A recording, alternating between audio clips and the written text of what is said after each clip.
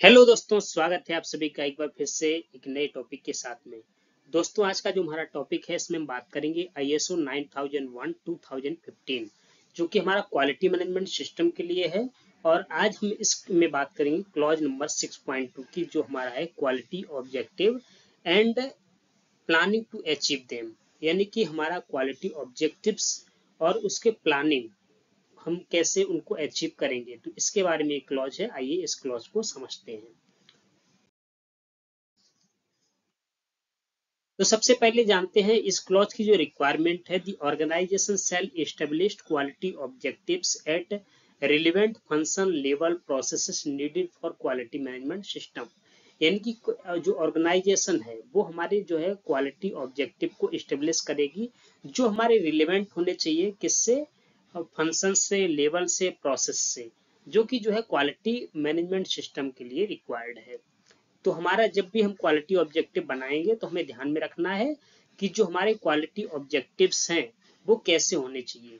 तो be consistent, हमारे जो ऑब्जेक्टिव्स हैं वो कंसिस्टेंट होने चाहिए किसके साथ में? With the quality policy. यानी कि जो हमने क्वालिटी पॉलिसी बनाया हुआ है उसके साथ में ये यानी कि कंसिस्टेंट होने चाहिए, यानी कि जुड़े हुए होने चाहिए। जो हमारे क्वालिटी पॉलिसी के जो ऑब्जेक्टिव्स हैं या जो गोल्स हैं उससे ये रिलेटेड होने चाहिए। बी मेजरेबल, यानी कि इसको हम माप सकें, ऐसे होने चाहिए कि जिनको हम मेजर कर सकें। हमने कोई भी क्वालिटी ऑब्जेक्टिव लिए हैं तो मेजरेबल होने चाहिए। Take into account applicable requirements, यानी कि जो हमारे क्वालिटी ऑब्जेक्टिव्स होंगे वो हमारी रिक्वायरमेंट पे एप्लीकेबल हो। जो हमारे यानी कि जो भी हमारा प्रोसेस है, जो प्रोडक्ट है, वो यानी कि उसमें एप्लीकेबल होने चाहिए। इसके बाद में क्या? Be relevant to conformity of product and service and to enhancement of customer satisfaction.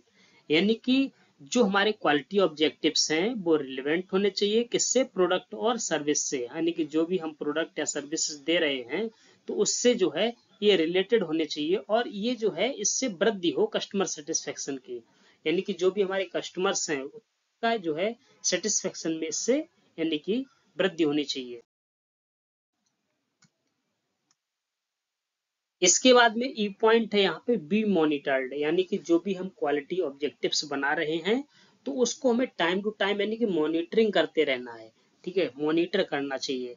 B communicate, communicated करना है आपको, यानी कि सभी को जो हमारा ऑब्जेक्टिव्स हैं, तो ऑब्जेक्टिव्स कौन लेता है? जो हमारा एचओडी रहता है, मतलब हेड ऑफ डिपार्टमेंट। तो डिपार्टमेंट का जो एचओडी रहेगा वो यानी कि डिपार्टमेंट वाइज ऑब्जेक्टिव लेगा। अब वो ऑब्जेक्टिव जो है वो कम्युनिकेट करना है, यानी कि जो भी उसके नीचे काम करने वाले लोग हैं उनको पता होनी चाहिए कि हमारे ऑब्जेक्टिव्स क्या हैं और हमें उसके लिए कैसे काम करना है। इसके बाद बी अपडेटेड एज अप्रोप्रिएट, यानी कि जो भी हमारे ऑब्जेक्टिव्स हैं वो अपडेटेड होने चाहिए। इसके बाद में अगर हम एक शॉर्ट में बात करें कि ऑब्जेक्टिव के बारे में कुछ बात करें तो यहाँ पे एक सिंपल सा यानी कि स्मार्ट होने चाहिए। हमारे ऑब्जेक्टिव कैसे होने चाहिए? स्मार्ट। स्मार्ट एस फॉर है स्पेसिफिक।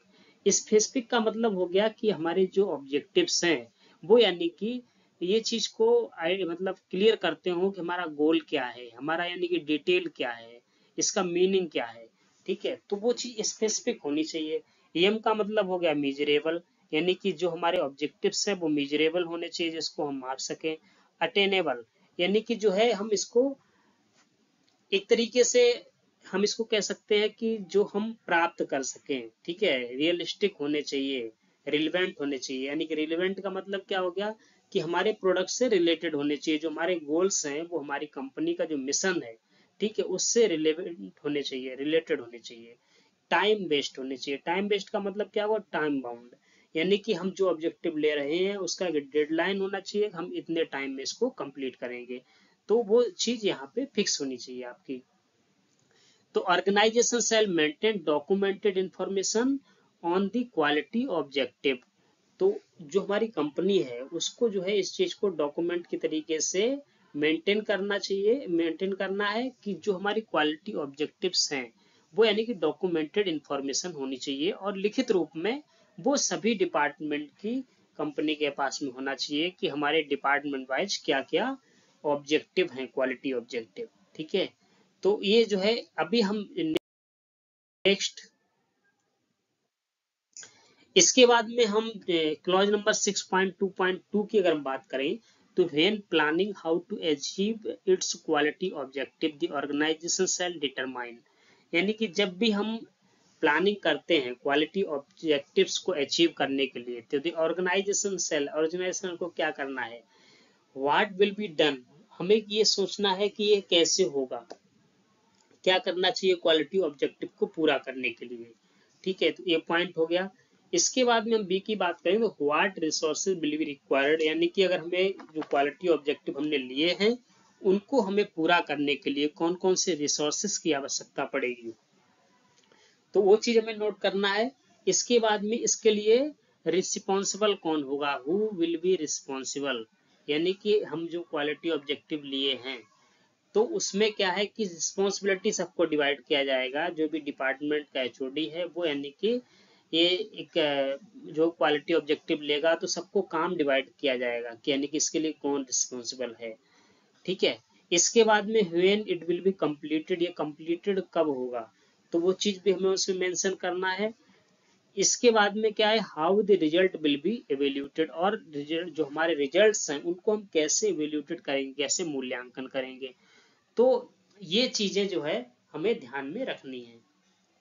हम जब रिजल्ट को मूल्यांकन करेंगे तो क्वालिटी ऑब्जेक्टिव को प्लान करने के लिए यह ध्यान में रखना होगा, क्वालिटी ऑब्जेक्टिव जो है वो हमारी स्पेसिफिक होने चाहिए, मेजरेबल होने चाहिए, रियलिस्टिक होने चाहिए, और ये जो है टाइम बाउंड होने चाहिए।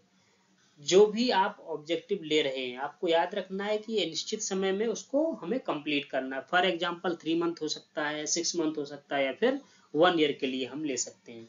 सपोज आपको कस्टमर सेटिस्फेक्शन को इंक्रीज करना है तो इसके लिए हम क्या है, हम ले सकते हैं कि मान लो हमें 0 कस्टमर कंप्लेन, ये हमारा क्या हो गया, ऑब्जेक्टिव हो गया।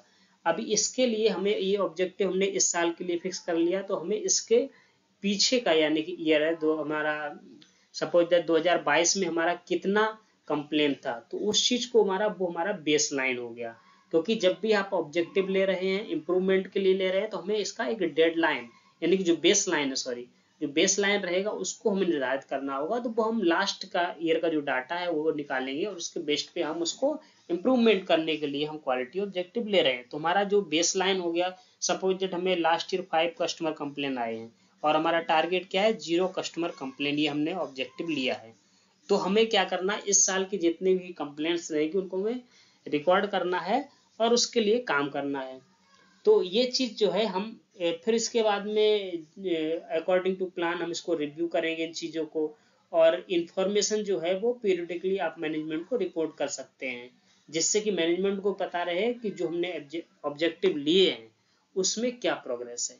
तो आपको जो है मैनेजमेंट को रिपोर्ट भी टाइम टू टाइम आपको करते रहना है। इसके लिए आपको एक टेबल बनाने का जरूरत है, एक्सेल में आप शीट बनाएंगे जिसमें आप फर्स्ट कॉलम में लिख सकते हैं details of quality objective, second column आप ले सकते हैं कि आप बेस लाइन रख सकते हैं लास्ट ईयर का, कि जो भी हमारा लास्ट ईयर का डाटा है। इसके बाद में हम उसमें जो है नेक्स्ट में लिख सकते हैं रिस्पॉन्सिबिलिटीज, कि उसकी रिस्पॉन्सिबिलिटी किसकी है, क्या क्या रिसोर्सेस चाहिए, उसके एक्शन प्लान क्या रहेंगे, और उसके बाद में रिजल्ट।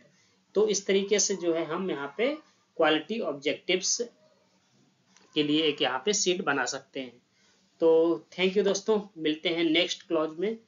धन्यवाद दोस्तों।